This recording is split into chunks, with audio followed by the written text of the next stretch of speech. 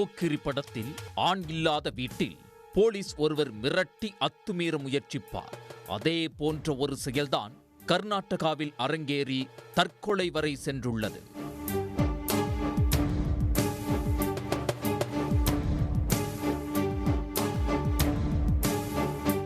கர்நாடக மாநில தொழில்துறை பாதுகாப்பு படையில் காவலராக பணியாற்றி வந்தவர் ஜெகதீஷ்.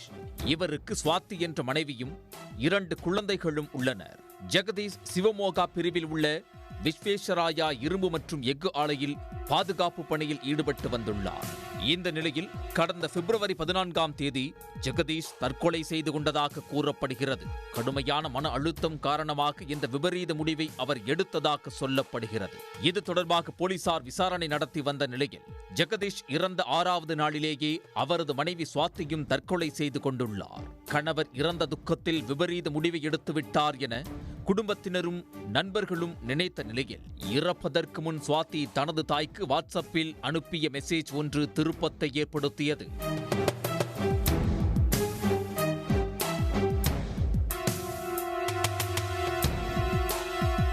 ஜெகதீஷும் காவலர் மோகன் என்பவரும் நண்பர்களாக இருந்துள்ளனர். இதனால் ஜெகதீஷ் வீட்டிற்கு மோகன் அடிக்கடி வந்துள்ளார். இந்நிலையில் ஜெகதீஷ் இறந்தவுடன் சுவாதியிடம் மோகன் அத்துமீறி உள்ளார்.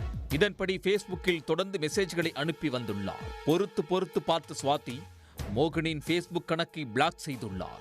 இதனால் கடுப்பான மோகன் சுவாதி குறித்து பேஸ்புக்கில் அவதூறாக பதிவிட்டு உள்ளார். ஏற்கனவே கணவனை இழந்த சோகத்தில் இருந்த சுவாதிக்கு மோகனின் செயல் மேலும் மன உளைச்சலை ஏற்படுத்தியுள்ளது. இதனால் அவர் தற்கொலை செய்து கொண்டார். தனது 2 பெண் குழந்தைகளையும் தனது தாயார் பார்த்துக் கொள்ள வேண்டும் என்று தற்கொலை கடிதத்தில் உருக்கமாக கேட்டுக் கொண்டுள்ளார்.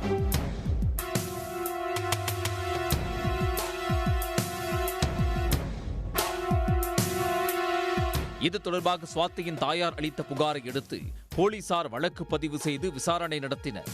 இதையடுத்து தலைமறைவான காவலர் மோகனை போலீசார் கைது செய்தனர். சுவாதி தனது கடிதத்தில் குறிப்பிட்டிருந்த சமூக வலைதள தொல்லைகள் குறித்த டிஜிட்டல் ஆதாரங்களை போலீசார் தற்போது சேகரித்து வருகின்றனர்.